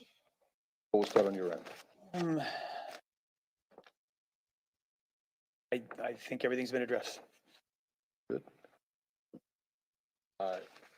Just real quick, Roger, and I think everybody got this email. We've got a couple local issues, but we got an email from a couple condos on the south end because of the new Estero Boulevard development. They were concerned because there's now sidewalks on the side of the street where there never was before, which is wonderful. Where folks are cutting through to the beach through these condos where they could otherwise be utilizing the beach access. I don't know if you saw that email, but get us maybe improve or better advertise those beach access points at that area as best as possible. I think those particular entities would appreciate that. Jim, I responded to him and let him know that the one he wants us to publicize does not belong to the public. One next to Gulfview Manor belongs to a homeowners association. That Well, the that- town does not have any authority to publicize that. That's a very good point. Yeah, very good point. I did respond to him and let him know that. Is that one that we're trying to see if it could come our way, or is that one that's been? It's one that our town attorney has basically indicated that it seems almost impossible for us to get because he'd have to have 100% of the homeowners agree to give that beach access to the town. Most of the homeowners that live there don't even know that they have an inactive homeowners association. They don't even know that they own that beach access, any of them. Very good. So I would love to see that happen, but I keep getting the answer that it's probably not possible. That's all I've got. Suspected the same when I read that email, but I'm glad it's been clarified. Mr. Mayor, Yes, just, sir. we are sending staff by there just to be clear to see what, if anything, we can do. So I don't want, the persons Yeah, that wrote sounds- on behalf of their condominium buildings to think that we're going out there, we're taking a look. And to the extent we think there might be something we could add, we're gonna talk to Lee County, because Estero is Lee County, if there's something we can do. That's great, because there may be one beach access point that is public that they could help. You're right about the other one. The other thing, the dynamic is as those new sidewalks have gone in, they're just literally now being opened on parts of the south end, so you can be the first person to walk on them. The vegetation and all the way that's been landscaped by the private property owners, homes and condos, is developing because they've had to take out a lot of stuff to put those sidewalks in. Again, all wonderful. I think this may be a challenge the next year or two until those private property owners develop some kind of a landscaping strategy to replace what was going on where the sidewalks have gone in. So it's a nice problem to have because these new sidewalks really are spectacular. And when I say new, I mean literally new sidewalks that where they never existed before. So I think it's opening up that area to exposure and where it never really was open before. But from a transportation standpoint, it's wonderful, but it does create other challenges. There are unintended consequences of this project, but I think those are overshadowed by the number one goal, which is always safety, getting people up onto the sidewalks, and the rest of it we're going to have to work our way through. Agree. Yes, Mayor. I guess I'd like to use my 2 minutes just as a little educational forum. I've been doing more research on affordable housing. I have learned that Sanibel's CHR, Community Housing and Resources, was formed in 1979. So they've been working on this for a very, very long time. We are behind the curve. 38 years they've been working on it or more. They have 74 rental units in 11 locations on Sanibel, including a 12-unit complex designated just for seniors. So what we're trying to accomplish by beginning to stick our toe into the affordable workforce housing area is not something new or bizarre. It's been recognized by, I think, a very well-run community close to us who has been addressing it for years, and it's made significant progress. I think 74 rental units over there is fantastic. They have available for people who need to be able to work on the. And just to add too, it is part of the state law that we have a housing element in our comp plan, and we have had a housing element with recommendations. None of it's been turned into any kind of workable code. That's my 2 cents today. Good. Councilman Allers, Everything I have has been covered. self as well. Well, I'll entertain a motion for adjournment. Moved. Second to that? Second. And moving second. Any objection? We're adjourned at 11:13.